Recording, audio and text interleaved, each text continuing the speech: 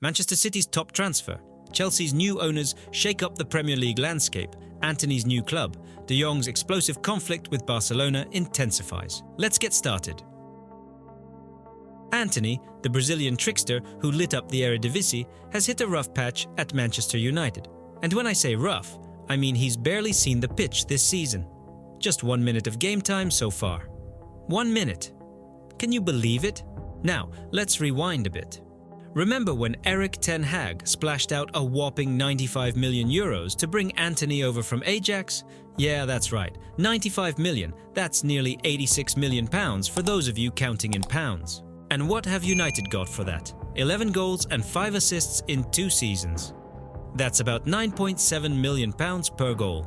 Talk about expensive fireworks. But here's the kicker. Antony's not even getting a look in this season. Ten Hag's got other stars shining on the wings, and our Brazilian friend is left warming the bench, or should I say, warming the bench for a minute and then heading back to the dressing room. You've got to wonder what's going on in Ten Hag's head. Is he just collecting former Ajax players like their Pokemon cards? Gotta catch them all, right? Now, here's where it gets interesting. Rumor has it that Fenerbahce, yes, the Turkish giants, are sniffing around Antony, and guess who's managing them? None other than Jose Mourinho. The special one could be the one to resurrect Antony's career. But will he? Or is this just another chapter in the what could have been saga? And let's not forget, the Turkish transfer window is still open until Friday. So there's still time for a last-minute dash to Istanbul. But hold on, Antony's not just looking at Turkey. Ajax, his old stomping ground, might be interested too. And there's even talk of Spain, France and Saudi Arabia. The lad's got options, no doubt about it. But here's where I throw in my 2 cents.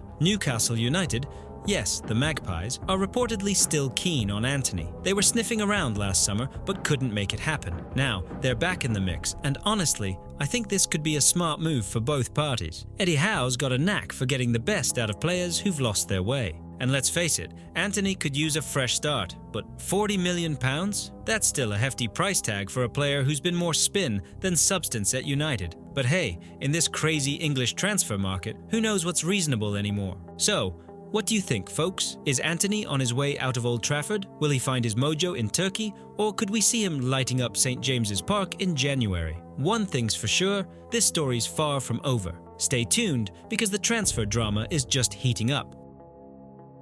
Frenkie de Jong's future at Barcelona is hanging by a thread, folks, and it's all thanks to his ongoing feud with President Joan Laporta. The Dutch midfielder, who's been sidelined with an ankle injury since April, is now seriously considering his options after the latest clash with the club's hierarchy. And let me tell you, this isn't just a minor spat, it's a full-blown standoff. So, here's the situation. De Jong's been under immense pressure from Barcelona to undergo surgery to speed up his recovery. The club's brass is getting impatient and they've made it clear. Either Frenkie goes under the knife or he needs to declare himself fit and ready to play for Hansi Flick. But Frenkie, he's not having any of it. He's flat out refused the surgery and he's not about to let the club dictate his next move. You've got to admire the guy's resolve, but it's also clear that this is just the latest chapter in a long, messy saga. Let's not forget, this isn't the first time De Jong's clashed with the powers that be at Camp Nou. Remember when Barcelona tried to sell him behind his back? And then, as if that wasn't enough, they leaked his salary to the media. Talk about adding fuel to the fire. It's no wonder Frenkie's had enough of the drama. According to reports, he's ready to seriously evaluate his future at the end of the season. And with just 2 years left on his contract, he's in a position of power. He could walk away for free in 2026, and you better believe he's fully aware of that. Now here's where things get really interesting. A cut price transfer could be on the horizon, and you can bet there's a long list of clubs ready to pounce. Bayern Munich's been linked with him in the past, but the real buzz is about a potential reunion with Erik ten Hag at Manchester United. Imagine that. Ten Hag's already admitted he couldn't fully implement his tactical style at Old Trafford without De Jong. Could we see Frenkie in a United shirt next season? It's looking more and more possible. But let's take a step back for a moment. Here's my take. De Jong's been plagued by injuries lately, and maybe, just maybe, it's time for Barcelona to cash in. They could stabilize the wage bill, bring in some fresh talent, and avoid the risk of losing him for nothing in a couple of years. It's a tough call, but it might be the smart move. Back to the main event. Barcelona's now leaning heavily towards surgery for De Jong, even if it means losing him until 2025. The recovery's been slower than expected, and there's real concern about a relapse. Flick's not counting on him anytime soon, and the club's getting desperate. They're starting to see surgery as the only viable option, even if it means Frenky's out of action for a long time. So, what's next for Frenkie de Jong? Will he stick it out at Barcelona, or is he ready to pack his bags and move on? One thing's for sure, Laporta's got a massive challenge on his hands if he wants to keep the Dutchman happy. This story is far from over, and the next few months could be crucial in deciding Frenky's future. Bayern Munich's young superstar, Jamal Musiala, is at the center of some serious transfer buzz. And guess who's lurking in the shadows? Yep, it's Manchester City. The Premier League giants are reportedly eyeing Musiala as a potential replacement for Kevin De Bruyne. Can you imagine? Now, Musiala has been nothing short of sensational for Bayern. The kid's only 21, but he's already made a name for himself in the Bundesliga and on the international stage with Germany. But here's where it gets interesting. Musiala's contract talks with Bayern seem to be stalling, and City are ready to pounce. Could we see him back in the Premier League, where he once played in Chelsea's youth ranks? It's looking more possible by the day. But let's not get ahead of ourselves. Bayern Munich isn't exactly a club that lets go of their prized assets without a fight. They see Musiala as the backbone of their future, and they're determined to keep him at the Allianz Arena. But here's the twist. Musiala grew up in England, he's got an English passport, and he's no stranger to the Premier League's rough and tumble. Could the allure of working under Pep Guardiola and playing alongside the likes of Phil Foden and Erling Haaland be too much to resist? You've got to wonder. Got to. And speaking of Pep, the man's a huge fan of Musiala. Word on the street is that City's board is desperate to bring in big-name talent like Musiala to convince Pep to extend his stay at the Etihad. They're even willing to splash over £100 million to get their man. That's some serious cash, but hey, when has money ever been an issue for City?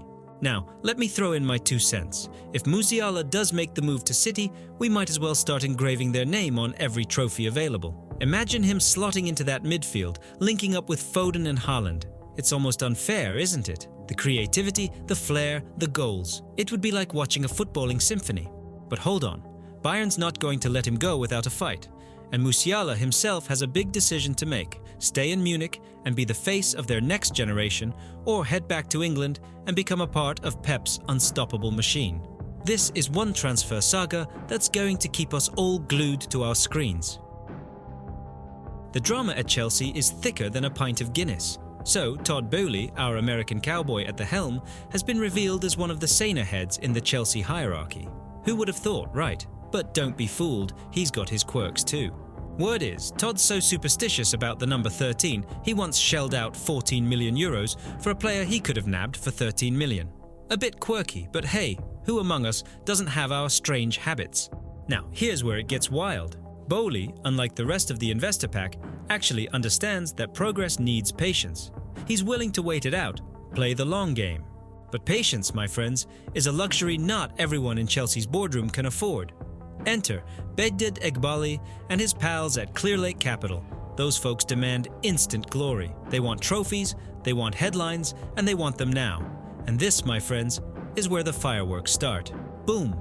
The Guardian spilled the beans on a potential power struggle at Stamford Bridge. The Clearlake crew might just kick Todd to the curb or strip him of any real power. They're talking about making Boehly a puppet with no strings to pull, no influence. A chair without a chair, if you will. Either Todd sells his stake, or he's left waving from the sidelines. Clearlake's no nonsense. They're saying, Todd, step down, or we'll make sure you're nothing more than a spectator. But Todd's not backing down.